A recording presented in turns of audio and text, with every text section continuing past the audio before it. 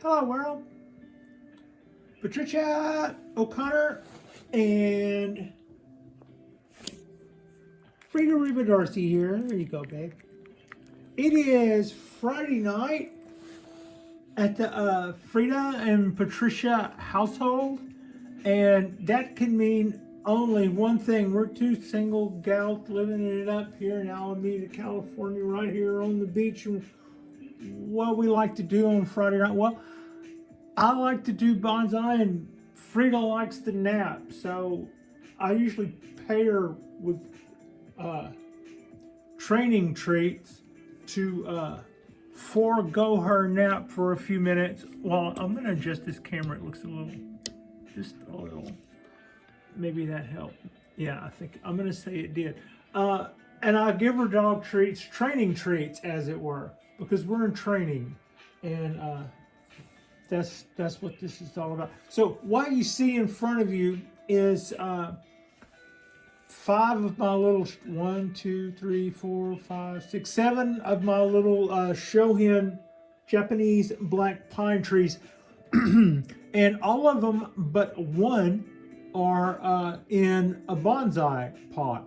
Also, all of them but one, which would be a different one, I potted up this year. This is the only one that I didn't pot up. I bought it. I bought that guy that way. So what I did was I was just kind of bringing them in to have a look at them while I watched cartoons earlier with Frida.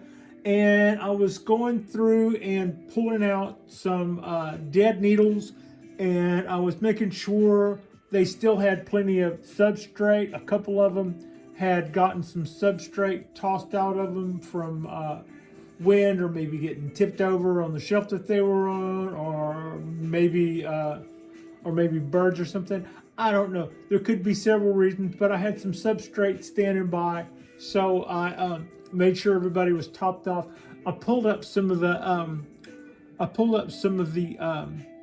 dead needles that were coming out from underneath, or some of the shaggy looking needles from underneath, and then I just kind of started looking really tight in at them to see if I could get an idea. We're going to be in candle cutting mode full bore.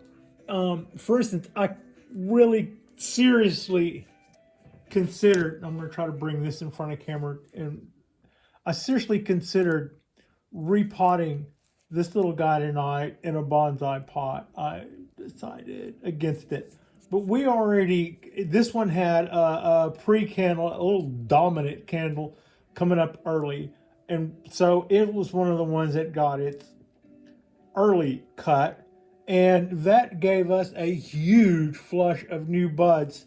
And I am concerned about that straight area right there. So we're going to get a little farther into candle cutting season, and then I will probably nip this guy off, maybe further up there. It's just something to consider, rather than letting the end of the tree kind of straighten out and just keep folding it up. We may put a break there in it, or it might also be that since we've already cut it and we have that cluster of buds there, this then will just get fat and thick.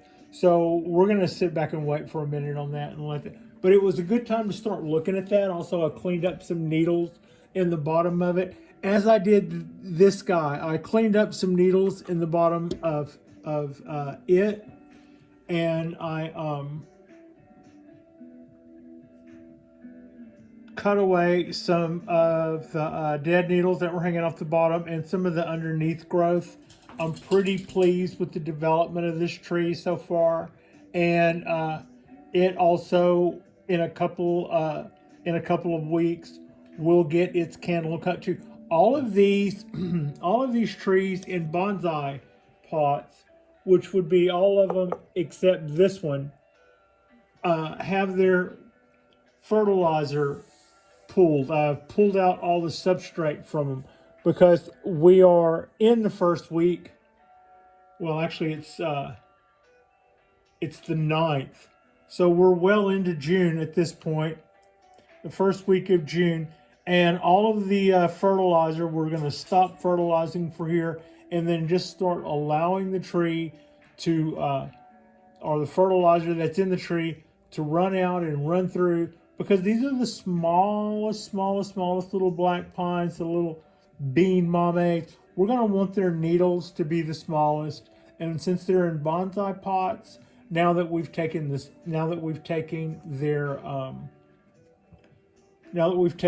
food away, their nutrients away in the way of those little pellets, those little fertilizer pellets, they're not going to have an abundance of fertilizer stored up down there. They're going to be now living off of and developing needles off of what they have stored up. So at the end of the month, when they have used up a portion of that allocation, we're going to come through here and cut those candles down, and then it will have to develop a second flush. And in doing so, it will have less stored energy than it had the first time around, and that second flush will be smaller. You can see all those little shoots coming out there. That's the stuff we're talking about, that towards the end of the month, it'll look a lot more pronounced, and it'll be a little bit harder to see. It'll be a little bit harder to tell it from the healthy growth that was just still there before, but that is not third year growth. This guy also got a little cleanup. It got a little cleanup a couple of weeks ago too. We did a little bit of a cut away some of the extra buds in there because it just had a cluster of them all over. I don't know if we did that I don't think I did that on camera. Sometimes I enjoy bonsai, and sometimes I have to remember that it's for me too, and just, leave the camera off and just do something. And I think what I did when I left the camera off and did something was I went through and selected and pruned away some of the excess buds in here so we didn't start getting any real huge club-like features. This is our $50 no holler tree, buck 50. And just to recap, this is the one that I ordered. I ordered a pot, and I ordered a tree, and I made this little bean. The tree already had some wire around it. It was a starter, and the pot was really pretty. But the tree was in a little cup, how they do. But it already had some good motion in it, and was probably about twice that long, or maybe two-thirds longer than that. I cut it down pretty short to that little top after I put a little bit more motion in it than the original than the original cultivator had put in it. And I'm still waiting to put some wire on its one predominant limb, but it's not long enough to really go anywhere yet, so I don't really see a whole lot of need in wiring that one thing you see there sticking off the end. But we did add some substrate to it. It's looking really good, and it's starting to get fatter.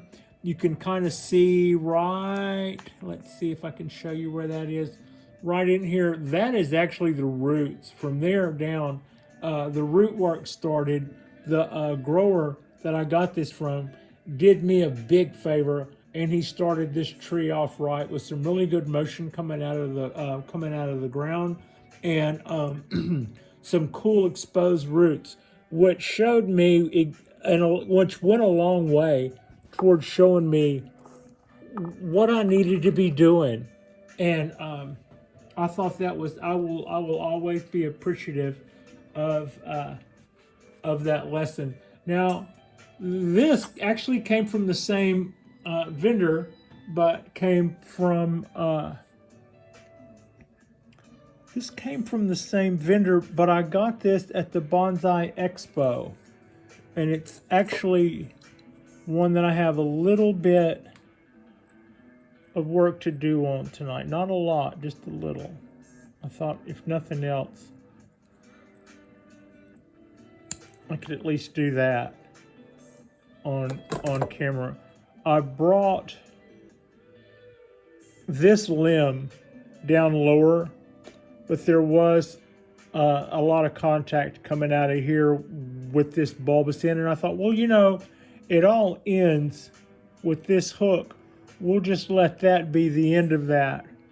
So let's see, can you still see it if I do that? How about if I do,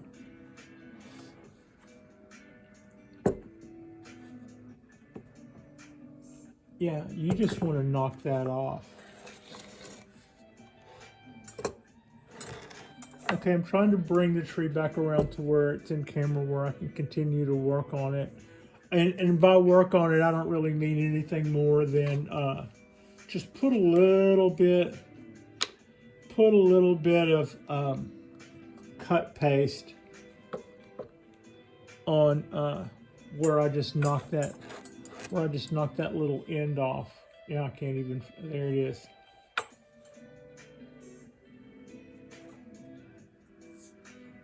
Where's the camera? Where's the movie? Where's the tree?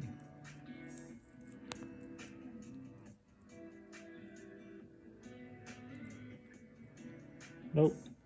Too bad. I had it right there, and it still stuck to my finger.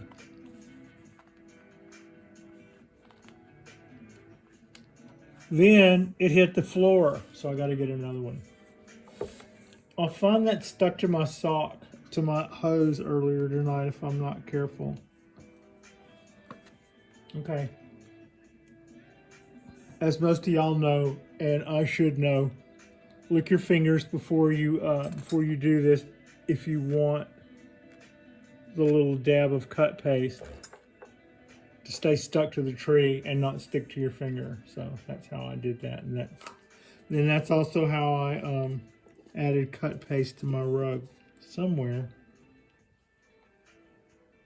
It doesn't blend in that well. I should be able to see that.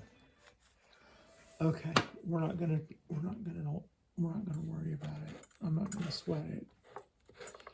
Part of my rugs are nice rugs, and part of them are sacrificial. Only they don't know it. They're there to catch whatever we do, making videos, and they are shielding the good stuff. That's maybe if you'll notice. Sometimes I've got these rugs layered. Also, that helps because I've also told y'all before I'm the clumsiest woman on the planet, and I get to live on the top floor. So if the clumsiest woman on the planet, say, lived above me, I would have to listen to that all the time, and I kind of wanted to minimize that. So I made sure before I ever put the first piece of furniture down or started dropping stuff that I had plenty of rugs down on the floor.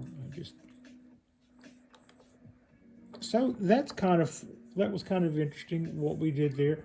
I brought this branch down because it was finally long enough to do that. In a little while, in a couple of weeks, we will go in and cut most of what you see on the end here away. It's not quite time yet. And a lot of these long needles that you see are exactly why we do this.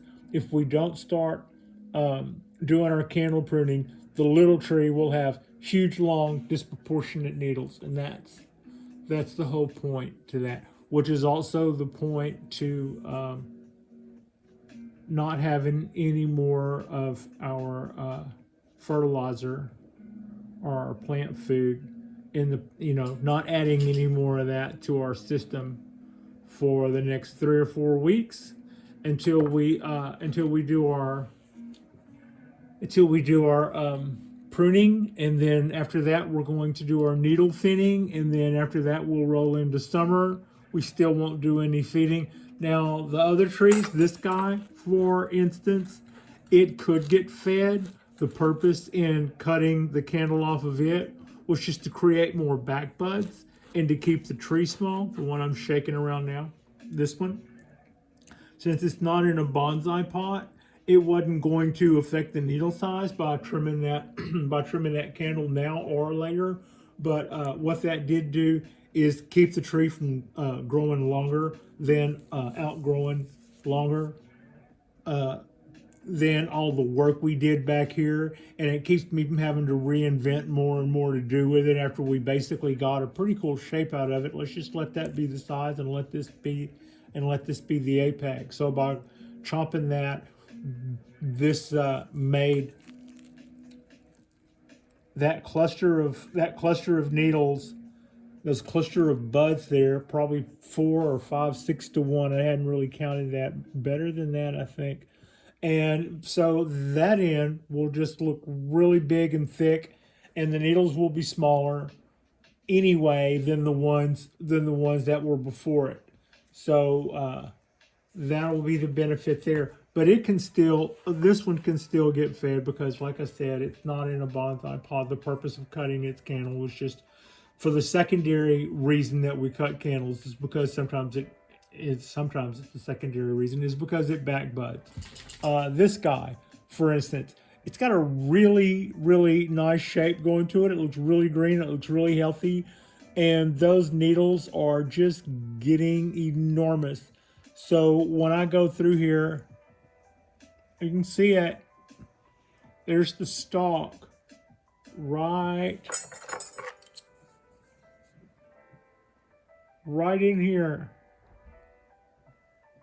Make sure that's in the camera, Pat. Right in here, there's the little stalk.